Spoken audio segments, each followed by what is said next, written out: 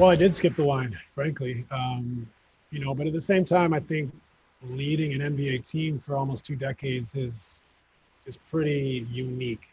So while I haven't necessarily learned some of the skills that I'll definitely seek to understand and learn as far as the technical aspects of coaching, I was never far from that. I have benefited from white privilege. Our society has a lot of ground to make up. I'm not saying that this position was a factor as far as white privilege being a factor in this position, but like I think as white people, we have to understand like that we are served a privilege and a benefit by the color of our skin in our communities, and we have a long way to go to find equality and social and racial justice. So, I hope that I'm a great ally to that cause. All right, that was the Hall of Famer, Steve Nash, new head coach of the Brooklyn Nets at his introductory press conference. Stephen A., I'll start with you. Got a bit heavy there. What was your reaction to what he had to say?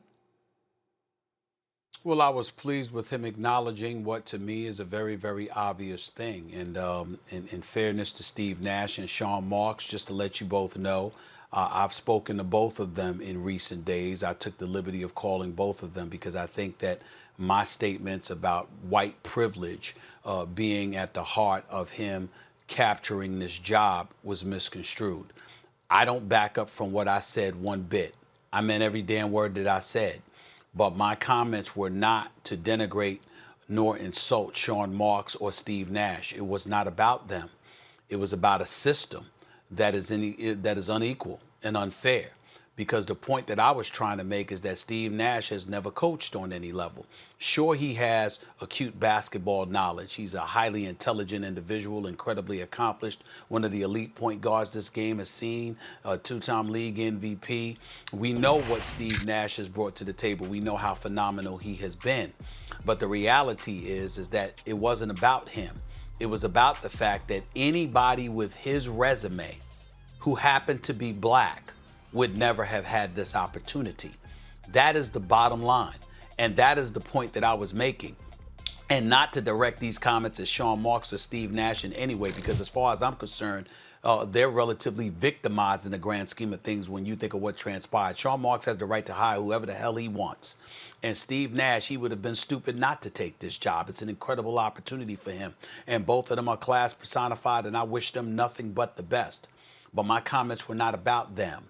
It was about what the resume says, how there's no centralized system in place, no criteria definitively to operate under or around that would facilitate an African American having the same resume, getting a similar opportunity. It would not happen. And for white folks and even black folks to raise up and have a problem with what I said, well, I have two responses for that. First, for white folks out there that had a problem with my comments about white privilege, are you going to sit in denial of history? I thought you were listening. I thought you were willing to listen. I thought in the aftermath of George Floyd's killing that you wanted to hear folks and you wanted to understand where we're coming from, because you understand that people weren't just out there protesting about police brutality. They were protesting systemic racism, the inequality, and the unfairness that exists as it pertains to the African American community throughout this nation's history. That's what we were talking about. That's why people have been protesting.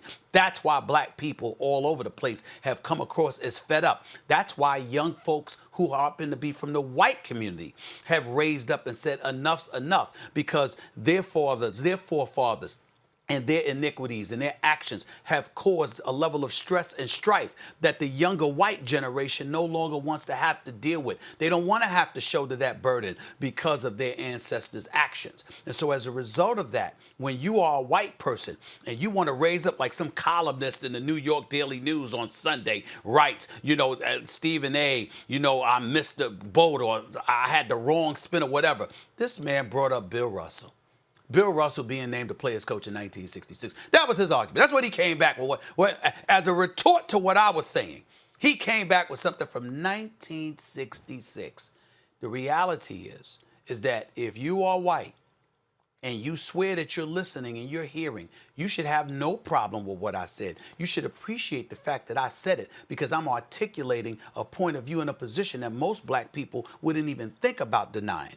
And for those black folks like Charles Barkley and others who had a problem with what I said, if you listen to what people said, they were too busy thinking about Steve Nash because we like Steve Nash. He's a great guy, a good man who I believe is going to do an exceptional job in Brooklyn, and I can understand why anybody would want to play for him because he seems to be a player's coach. I know a guy by the name of Bill Duffy, one of the exceptional agents in this business, who I've known for many years, who represented Steve Nash all these years, who swears by him, not just as a talent, but as a man.